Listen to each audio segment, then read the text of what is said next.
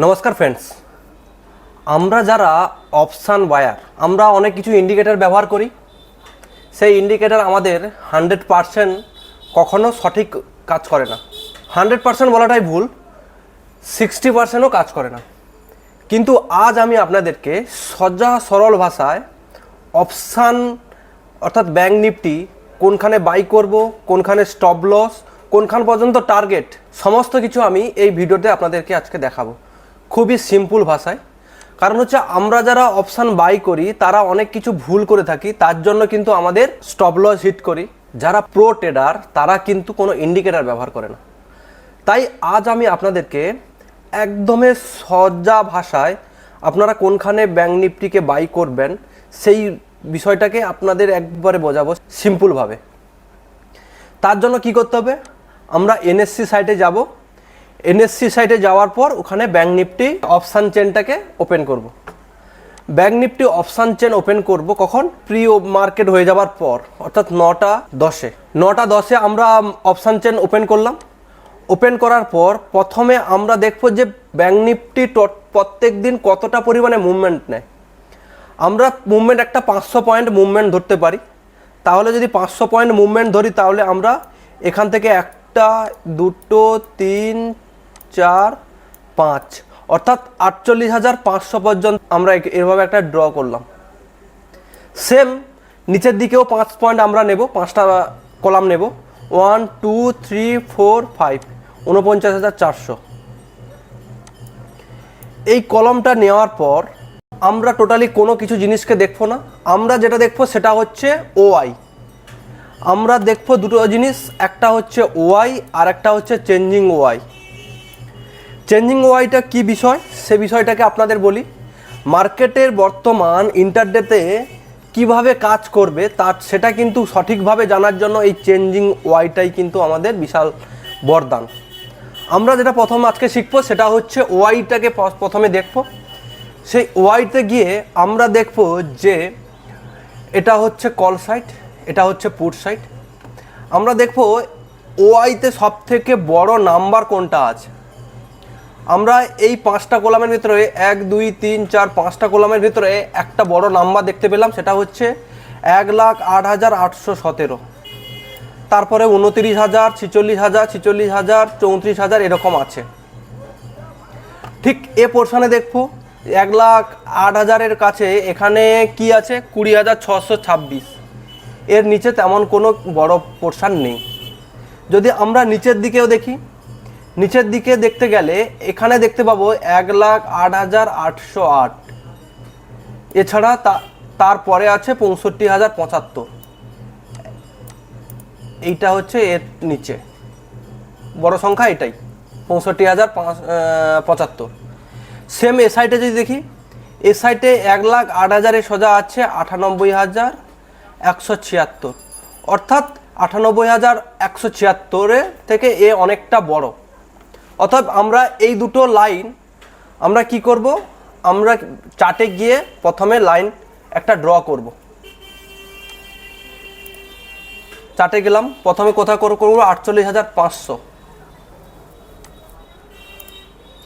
আমরা এখানে একটা 48,500কে আমরা এখানে একটা লাইন দিলাম।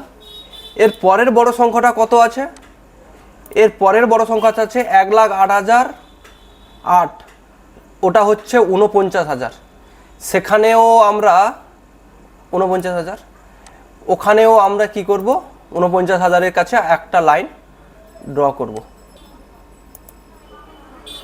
49,000-এর কাছে একটা লাইন ড্র করলাম। এবার কিন্তু আমরা একটা বেসিক কনসেপ্ট পেয়ে গেলাম যে মার্কেট এই রেঞ্জের ভেতরে ঘোরাঘুরি করবে, মার্কেট এই রেঞ্জের ভেতরে ঘোরাঘুরি করবে। মার্কেট যদি কোনো কারণে এইটা ব্রেক করতে পারে তাহলে কিন্তু আমরা একটা আপার সাইড যাব, সেটাও বলবো যে আমরা কত দূর যেতে পারি। আর এখানে পর্যন্ত এলে আমরা এখানটাতে যদি ব্রেক করে তার নিচেও আমরা একটা যাব।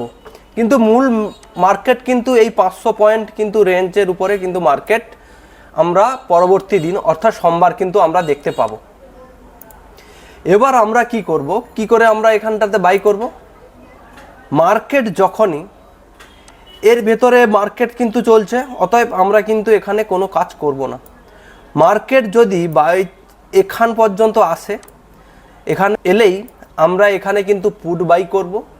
তার টার্গেট কতটা রাখবো? তার টার্গেট রাখবো পুরো 48,500 পর্যন্ত।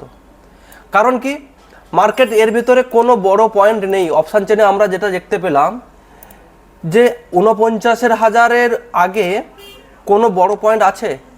এই দেখুন 1,08,000 পর 29,000, 46,000, 46,000, 34,000, তারপরে এসছে 98,000। মার্কেট কিন্তু এই পর্যন্ত ঘোরাঘুরি করবে। বুঝবো কিভাবে যে আমরা কল নেব না পুট নেব? বোঝার জন্য একটাই সুবিধা, আপনাদের সুবিধার্থে বলি, যেখানে বড় পয়েন্ট না, দেখুন 1,08,000, আমরা কিন্তু ওর অপোজিটে যাব ভাই। অপোজিটে যাব এই কারণে, যেখানে বেশি লোক সেখানে বেশি সমস্যা, সেখানে বেশি ঝামেলা। অর্থাৎ আমরা নিচেই আসবো, এখানে আছে 20,000, অর্থাৎ আমরা কিন্তু এখানে বাই করব 48,500। এটা যদি পুট সাইড হয় 48,500 সিইকে আমরা বাই করব। মার্কেট যখন আসবে 49,000 কাছে, এটা কিন্তু আমরা দেখলাম যে 1,08,000, এখানে আছে 98,000। অতএব ছোট ষাট সংখ্যা কোনটা? এখানেই ছোট সংখ্যা। তাহলে ভাই আমরা যেখানে ছোট সেখানেই আমরা থাকবো। এই জন্য আমরা 98,000-এর কাছে এসে এখানেই আমরা পুট বাই করব। আমরা যদি চার্টে গিয়ে আপনাদেরকে একটু দেখাই, মার্কেট যখনই 48,500-র কাছে আসবে, অর্থাৎ এই বরাবর আসবে, তখন আপনি কল সাইড নিয়ে নেবেন। তার টার্গেট 49,000 পর্যন্ত বসিয়ে দেবেন। কারণ দেখলাম কি, এখানে বড় সংখ্যা, অর্থাৎ এখানে কল রাইটিং হয়েছে বেশি। মার্কেটকে কখনো কল রাইটিং করেছেন, কল যারা রাইটিং করে তারা চাইবে না যে মার্কেট নিচের দিকে যাক, এখানে স্ট্রং সাপোর্ট জোন। তার জন্য আমরা কি করব, এখানে এসে সি বাই করব, মার্কেট উপর দিকে যাবে। যখন 49,000-এর কাছে যাবে তখন আমরা পুট বাই করব, মার্কেট নিচের দিকে আসবে। এবার আমি যদি চেঞ্জিং ওয়াইটাকে আপনাদেরকে একটু দেখাই, চেঞ্জিং ওয়াইটা কি? মার্কেটের ভেতরে যখন আপনারা ইন্টারডে কাজ করবেন তখনই বুঝতে পারবেন যে চেঞ্জিং ওয়াইটা চেঞ্জ হচ্ছে। আমরা এখানে দেখলাম কি, এখানে মার্কেটে পুট রাইটিং করেছে কত? 15,712। এখানে কল রাইটিং করেছে কত? 5,285। তাহলে কিন্তু এখানে আমাদের পুট রাইটিং বেশি হয়েছে, এই কারণে মার্কেট উপর দিকে যাওয়ার সম্ভাবনা বেশি। যদি কখনো দেখতে পান এইভাবে যে মাইনাস হয়েছে না, এইভাবে 30,000 মাইনাস হয়েছে, অর্থাৎ যারা পুট রাইটিং করেছিল তারা কিন্তু মার্কেট থেকে বেরিয়ে গেছে। অর্থাৎ মার্কেট এই যে পোর্শনটা 98,000 যে পোর্শন, এই পোর্শনটা কিন্তু ভেঙে যাওয়ার সম্ভাবনা খুব বেশি। এখানে দেখুন 59,774, 59,274 কল রাইটিং করেছে। অর্থাৎ এই যে স্ট্রং জোন 49,000-এর জোনটা খুব স্ট্রং জোন। যেখানটাতে মাইনাস দেখবো সেখানটাতে আমরা ঢুকে যাব। এখানে পুট রাইটিং হয়েছে, মাইনাস গেছে। এই হচ্ছে সিম্পলভাবে আমরা যদি কল মানে সি বা পি কিনি, তাহলে কিন্তু আমরা লোকসানের হাত থেকে 90% সেফ থাকবো। এই ছিল আজকের ভিডিও। ভালো লাগলে বন্ধুদের সঙ্গে শেয়ার করবেন। দেখা হবে পরের ভিডিওতে। ততক্ষণের জন্য আপনারা সবাই সুস্থ ভালো থাকবেন। নমস্কার।